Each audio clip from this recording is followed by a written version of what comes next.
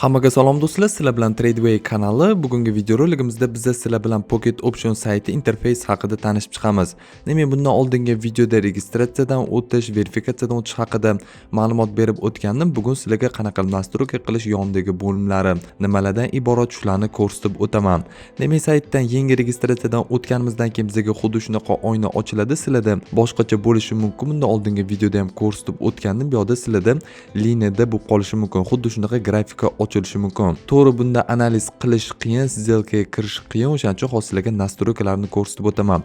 Demak, bu yerda 4 xil switcha bor, yaponskiy switcha bor, bu yerda barri bor, bu ham uncha tushunarsiz va 4-inchisi bizda boshqacha manaqa switcha bo'ladi. Bu switchda ham ishlasanglar bo'ladi, faqat bunda strategiyalar bor. Buni keyinchalik kanalimizda ko'rsatib o'tamiz. Bunda biz 5 soniyalik сделкаlarga kirib pul ishlashimiz mumkin. Keyin kanalimizda bu haqida ham videorolik qilamiz. Demak, bizga eng taniqlisi va bozor analiz qilish uchun eng osoni yaponskiy switcha bo'ladi. Shunga o'tkazib qo'yamiz. Bu yerda intervallari ham bor, ya'ni 5 sekundlikdan tortib 1 kunlikgacha biz har bitta switchani qo'yishimiz mumkin.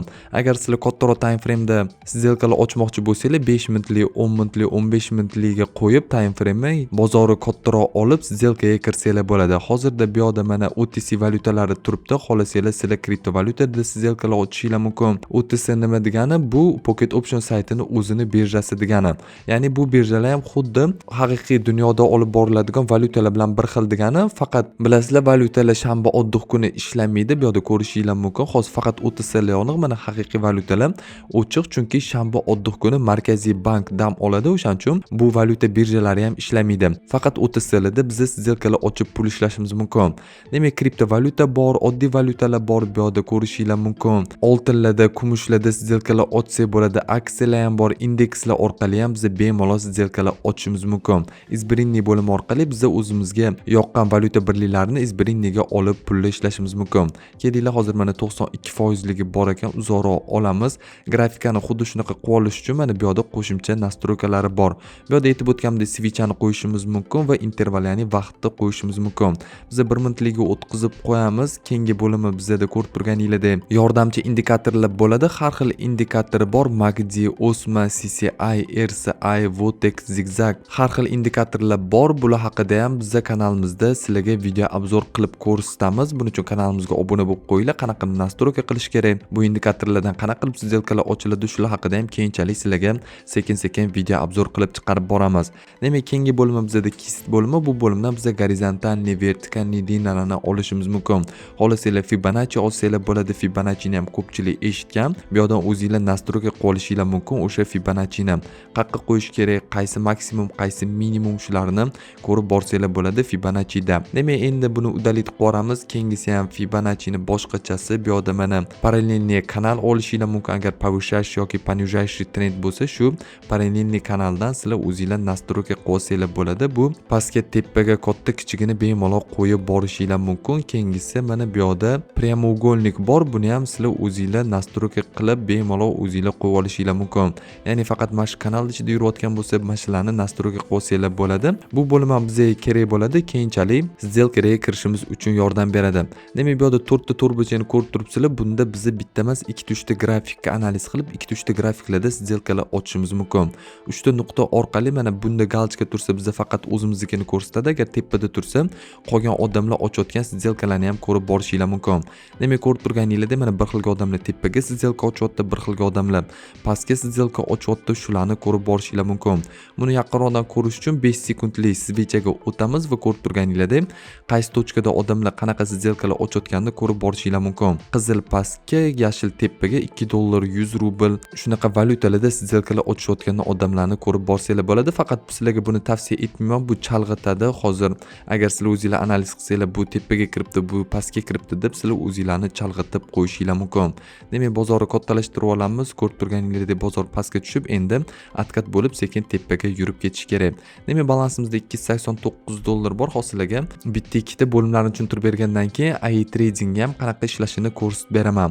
Demak, bu bo'limlarni ko'rsatib, bu yerdan sizlar valyuta tanlab o'tasizlar. Buni ham ko'rsatib o'tdim. Yondagi bo'limlar ham hammasi yaxshi. Сделки bo'limidan sizlar открытый va закрытый сделкаlarni ko'rib borishingiz mumkin. Bu bo'limda faqat bugungi ochilgan va yopilgan сделкаlarni ko'rib borishingiz mumkin. Открытый bo'limidan hozirda aktiv turgan сделкаlarni ko'rib borishingiz mumkin.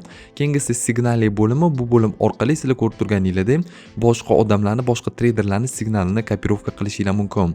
Buning uchun mana summani yozishinglar kerak. Bu yerdan kopirovat signal tugmasini bossanglar ko'rib turganinglardek bizga pastga qarab sirazi сделка ochdi, 3 minutlik сделка ochibdi.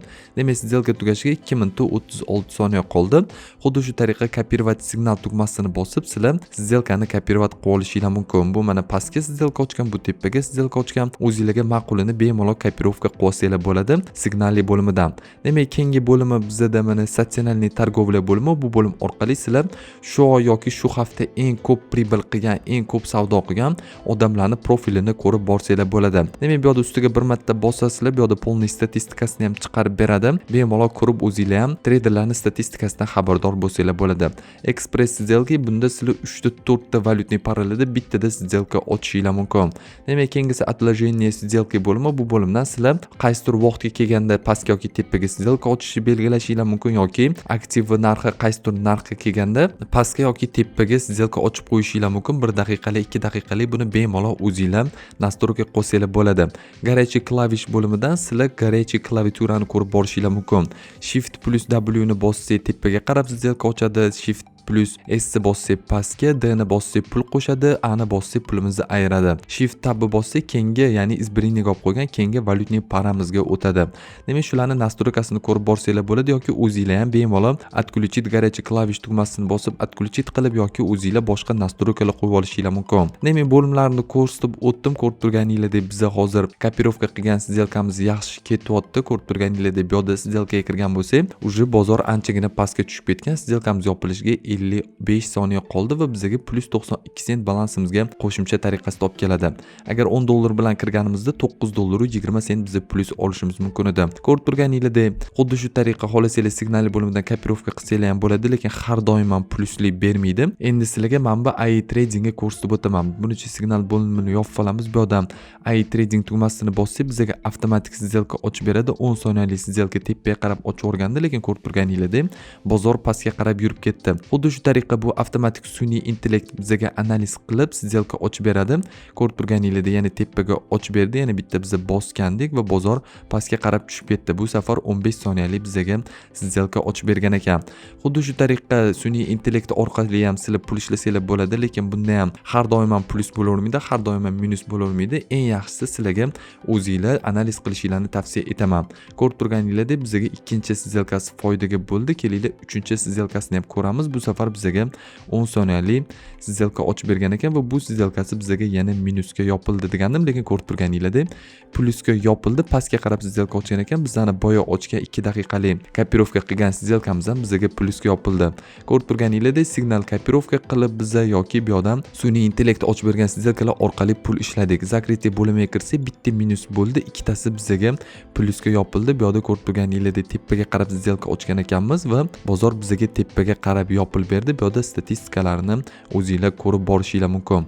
Mana bu yerda oxirgi AI deb qo'ygan, bu yerda belgisini ham ko'rishinglar mumkin. Bu yerda mana belgisi, mana signal bo'limidan olganimiz uchun belgilarini ko'rsatib qo'ygan. Demak, AI ni oxirgisi ham bizga ko'rib turganinglardek plusga yopilib bergan ekan. Bizga pastga qarab сделка ochib bergan ekan. Xuddi shu tariqa bu Pocket Option saytini o'zingizlar bu yerda interfeyslarini ko'rib o'zingizlarga moslab настройка qilsanglar bo'ladi. Hamma bo'limlarni sizlarga ko'rsatib o'tdim. Endi keyingi videolardan sekin-sekin biz qanaqa qilib texanaliz qilish, analiz qilib qanaqa qilib сделкаlar ochish, pul ishlash haqida videolar yuklab boramiz. O'shaning uchun kanalga obuna bo'lib qo'yishinglarni tavsiya etaman. Video yoqqan bo'lsa videoga like bosib kanalga obuna bo'lib bizani qo'llab-quvvatlavorasizlar deb umiddamiz. Keyingi videolarda ko'rishguncha xayr, sog', salomat bo'linglar.